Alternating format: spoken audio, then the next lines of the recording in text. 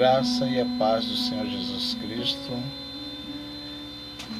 para todos os servos do Senhor e uma boa noite para todos os amigos que estão me ouvindo nesse momento.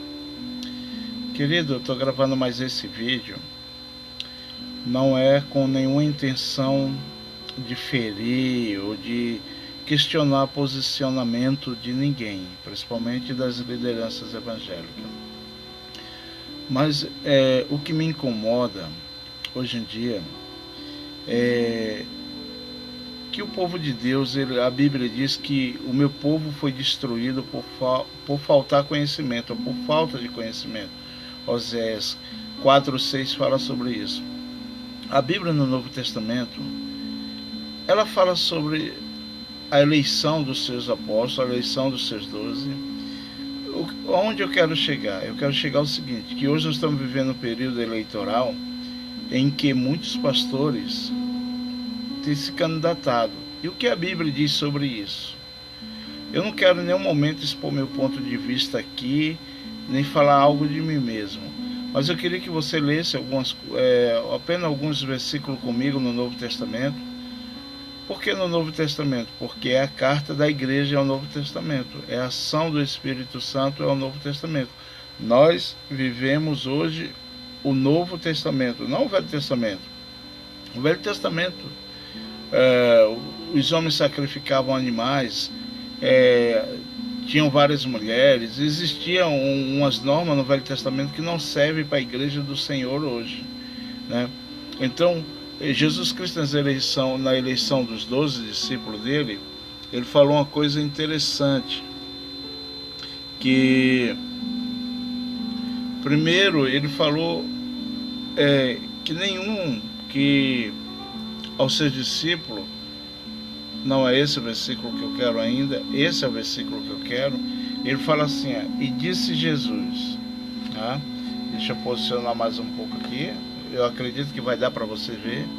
E disse-lhe Jesus, ninguém que lança mão ao arado e olha para trás é apto para o reino dos céus. Lucas 9:62. Logo depois dele enviar os seus discípulos. O que eu pergunto é, dentro desse texto você acredita que pastor foi mesmo chamado para ser político? Eu deixo a primeira pergunta aqui. Você acredita que o seu pastor, que o seu líder, né, que o anjo da sua igreja, o chamado dele é ser político? Eu não estou falando de um crente, eu não estou falando aqui de um servo do Senhor, eu estou falando em alguém que tem um chamado específico, que tem uma unção específica para cuidar de vidas. É dessa pessoa que eu estou falando, é desse que Jesus está falando aí. Ninguém, os fazedores de obra que ele está falando, ninguém que lança a mão do arado e olha para trás e deseja as coisas dessa vida, e deseja muitas vezes o bom salário que a política dá, ele é apto para o reino dos céus. Então essa é a minha primeira preocupação, de pessoas que têm abandonado o seu ministério e têm buscado, digamos assim, na política, preencher ou satisfazer o seu padrão de vida. Um país chamado Mianmar, antigamente era chamado de Birmânia. Eu queria contar essa história para ilustrar um pouco. Um grande homem de Deus foi lá como missionário americano naquele país. E logo ele se tornou muito conhecido naquele país, a ponto do presidente, na ocasião, o presidente americano, convidá-lo para ser embaixador dos Estados Unidos naquele país. E o pai dele era pastor de uma igreja nos Estados Unidos, e ele aceitou e ficou muito feliz com aquela honra que o presidente americano deu para ele.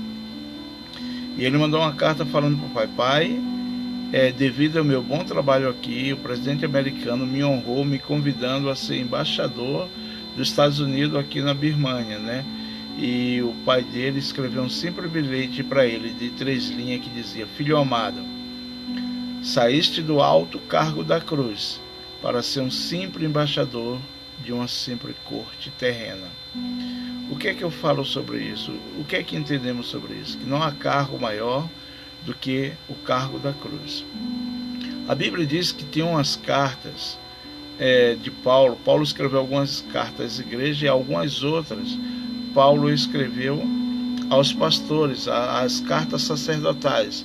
E uma dessas cartas, se você olhar aqui, Paulo diz nessa carta aqui, ó: nenhum soldado se deixa envolver pelo negócio desta vida, já que deseja agradar aquele que o alistou. Paulo está falando isso logo após ele dizer para Timóteo: tu, pois, meu filho amado, fortifica na graça, no conhecimento que de mim aprendesse, né? E o que de mim aprendesse ensina a homens, que seja idôneo a ensinares a outro homem.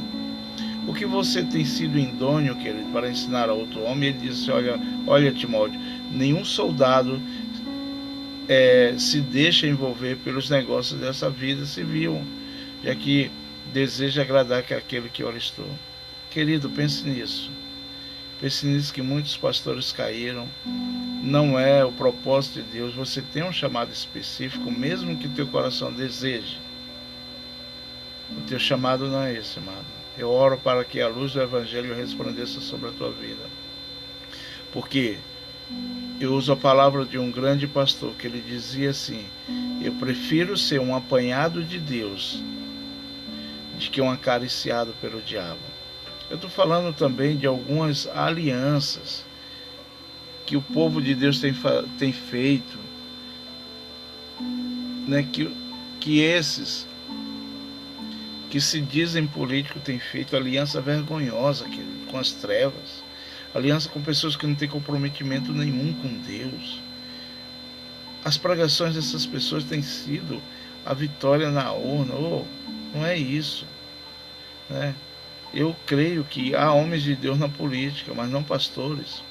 O pastor que abandona o seu rebanho, ou que larga seu rebanho, ou que deixa seu rebanho em primeiro plano para se tornar político, meu irmão, abre mão da tua unção, entrega para outro, porque não é esse o teu verdadeiro chamado. Mas acredito que há homem de Deus na política. Conheço vários homens de Deus na política que não assumem pastorado de igreja exatamente por causa disso. E ele tem uma história de política. Ele não é um aventureiro na política. Não é porque sua igreja lhe dá um status de se candidatar que ele agora vai galgar isso. Não. São pessoas que fizeram a vida nisso. A esses homens, eu louvo a Deus. Agora você que abandona a obra, praticamente eu deixo em segundo plano. Você tem vivido política nesses últimos tempos, ou vai dizer que é mentira minha? Talvez você nunca tenha evangelizado tanto como você tem se dedicado à política nesses últimos dias. E o pior de tudo é que tem envolvido a tua congregação em algo que não é do reino. Que o Senhor tenha misericórdia da tua vida. Deus te abençoe, em nome de Jesus.